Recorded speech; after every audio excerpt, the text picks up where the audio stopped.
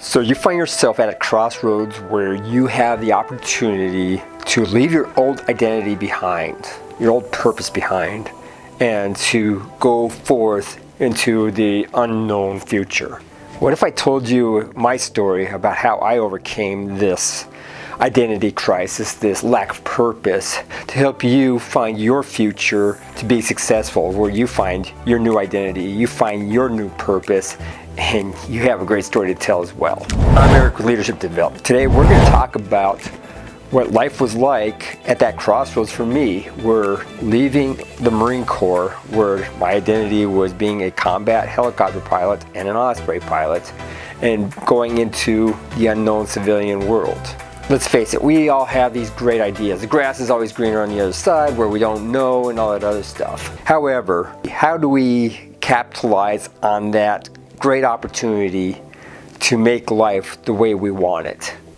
I mean, it's so wide open that you have so many options, you just don't know which option to choose. When I was going through my retirement process through the Marine Corps, I had these great ideas of what life was going to look like after the Marine Corps. First one was I was going to be a trophy husband. All I have to do is look good and just enjoy life for what it is.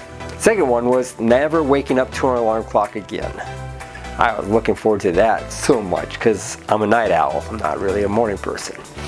I'm not the early bird.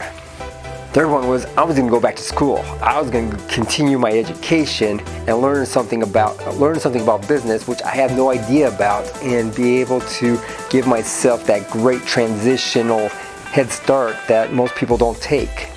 I get to play video games whenever I wanted to, at any time of the day I wanted. And I'm going to try to write a book. I'm going to try to write my story to help inspire others to have their great adventures.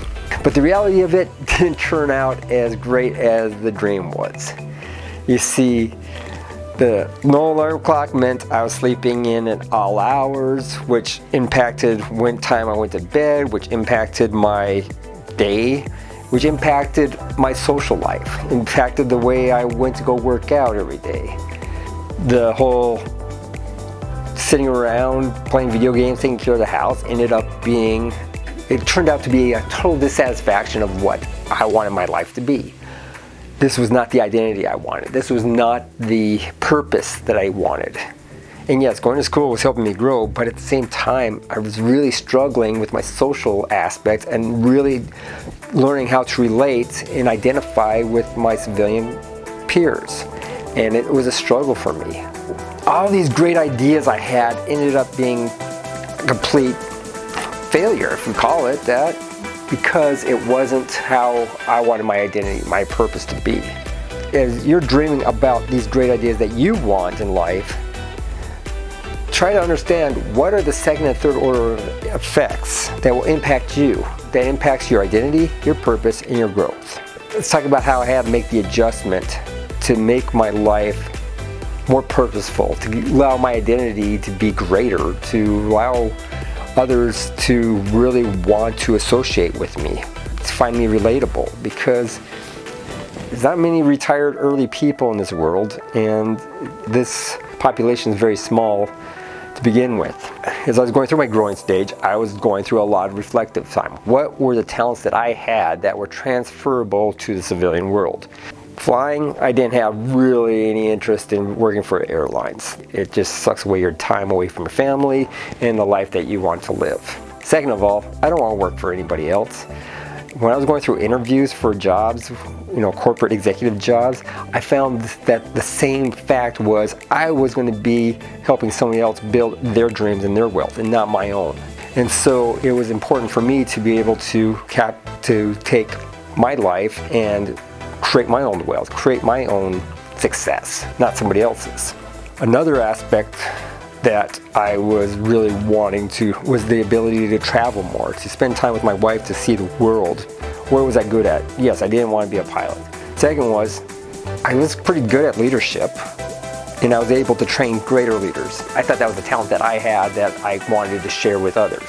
The lessons I learned the hard way about becoming a leader, and I mean a true leader, not just a boss, but a leader of men and women in the most dynamic, most demanding environments in the world, is where my success was. It's something I want to share with others to help them become the leaders that our society needs. So I was like, okay, let's do this. I started becoming a student of leadership. I became a student of the psychology and the social, societal needs of what leaders do effectively and do well. And one of the greatest things I learned that I really can't believe I'm saying is discipline created freedom. By creating structure in my life, I was now creating the identity and purpose that I needed to grow with. I had to set the alarm clock to 7:30 now.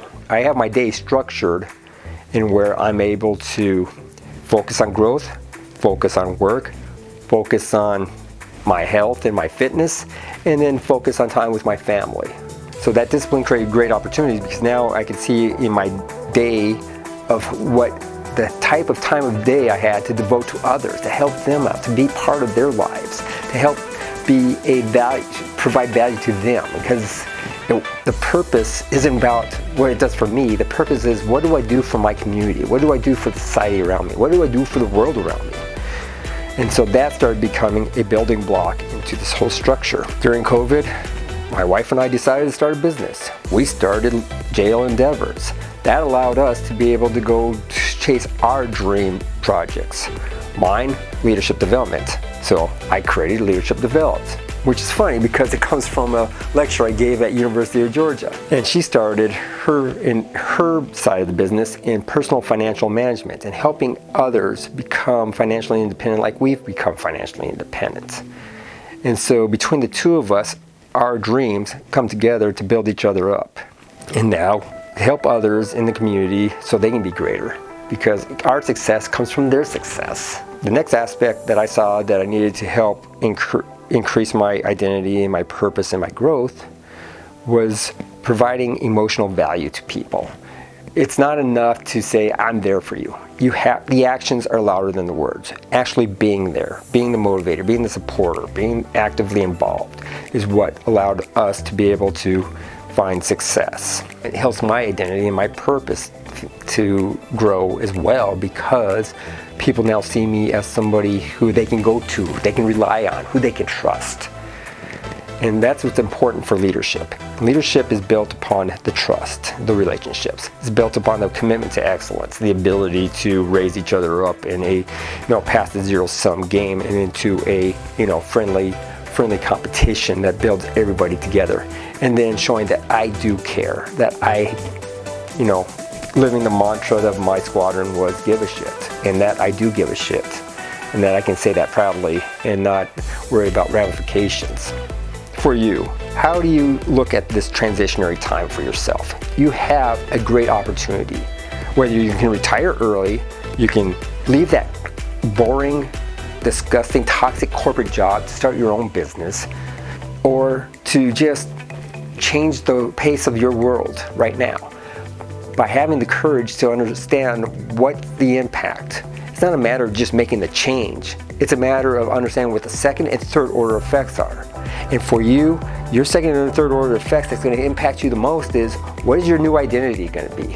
What is your new purpose going to be? And how do you continue to grow? With those three things in mind, you'll be able to set yourself up for success. You won't have to go through the floundering like I did, lose a couple years to try to figure out what is your new purpose, what is your new meaning in life. By using these constructs will help you be able to decide what is it that you can do to improve your situation, to create that new identity, that new purpose, and have that wonderful growth. As you're thinking about it, you need the security of money. Don't give up on the career and try to do something from scratch unless you have the means to do so. Make that hobby of yours that you do in the evening and start working that up. While you're at your 60-hour job, start working that down to 40-hour jobs, and then start bringing it up to the side to where this is now sustainable and you don't need the corporate job. Don't ever do anything cold. Don't ever do anything that doesn't allow you to have security. But also putting timelines to force you to keep moving. If you don't have these deadlines, you don't have the discipline to keep moving forward. You're going to be accepting that you're stuck in that same location. Remember what we always said, if you're not growing, you're dying. And so take that chance. Allow this to be the chance where you break out as that leader.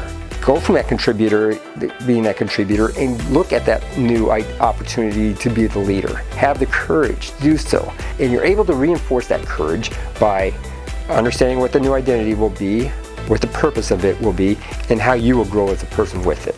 These will go so far for you that you will be able to do some exceptional things, and you'll be so much happier with your position in life. I'm Eric with Leadership Developed. If you like this video, hey, do us a favor, give us a thumbs up. Hey, while you're at it, did you check out what we talked about with Maslow's hierarchy of needs? That's pretty cool too. But I really want you to understand why I don't care. But I do care. But check this out. We'll talk to you again next video.